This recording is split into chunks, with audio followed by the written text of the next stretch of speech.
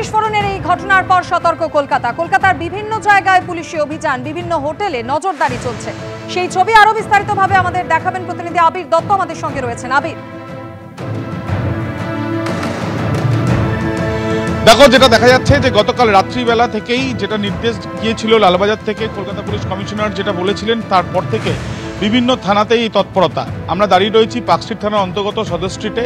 কিছুক্ষণ আগে এখানে দেখা গেল যে পার্কস্ট্রিট থানার পুলিশ তারা এসে বিভিন্ন হোটেলে গিয়ে তাদের যে রেজিস্টার বুক, সেখানে যারা এসে থাকছেন, বিদেশ থেকে অনেকে আসেন এই অঞ্চলে আমরা জানি, এবং অনেকে রয়েছেন বাইরে থেকে কাজের সূত্রেও আসেন, তাদের নাম পরিচয় বা তাদের যে পরিচয়পত্রের যে জেরক্স বা তার সঙ্গে সঙ্গে কন্ট্যাক্ট নাম্বার, এগুলো যথাযথভাবে নেওয়া হচ্ছে কিনা সেই বিষয়টা খতিয়ে দেখা হয়েছে।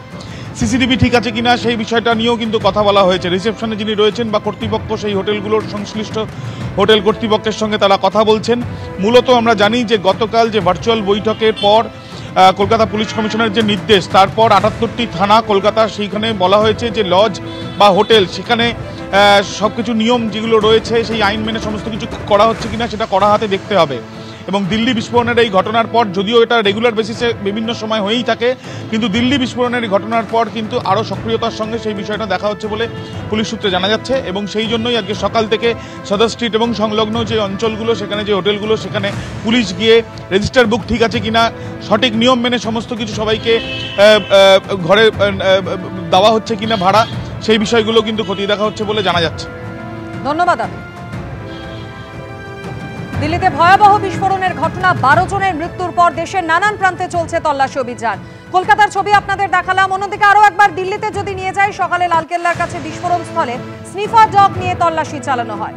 দিল্লি সন্ত্রাসে ধারাবাহিকভাবে সামনে আসছে কাশ্মীর জোট। এই আবহে নিষিদ্ধ সংগঠন জামাতি ইসলামীর সন্ধানে চলছে তল্লাশি। কুলগাম জেলার 200টি জায়গায় হানা দিয়েছে পুলিশ। জামাতি ইসলামীর সন্ধানে সোপিয়ান, সোপোর, বারামুলাতেও চলছে পুলিশের তল্লাশি অভিযান। জম্মু কাশ্মীরের বিভিন্ন জায়গাতে তল্লাশি অভিযান চালাচ্ছেন পুলিশ। তল্লাশিতে নিষিদ্ধ সংগঠনের সঙ্গে যুক্ত প্রচুর নথি, ডিজিটাল গ্যাজেট বাজেয়াপ্ত করা হয়েছে। পাশাপাশি চলছে জিজ্ঞাসাবাদও।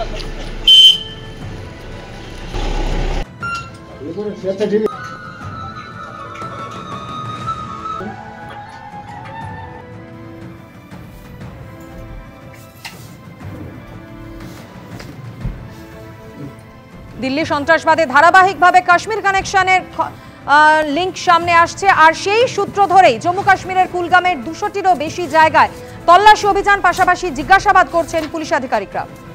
অন্যদিকে হরিয়ানার ফরিদাবাদে বিস্ফোরক উদ্ধারের দুদিন পরেই রোহতাকে গাড়িতে মিলল 1 কোটি টাকা। কি কাজে যাচ্ছিল অত টাকা? নাকা চেকিংয়ে ধরা পড়া গাড়িতে থাকা 4 জনকেই জিজ্ঞাসাবাদ পুলিশের।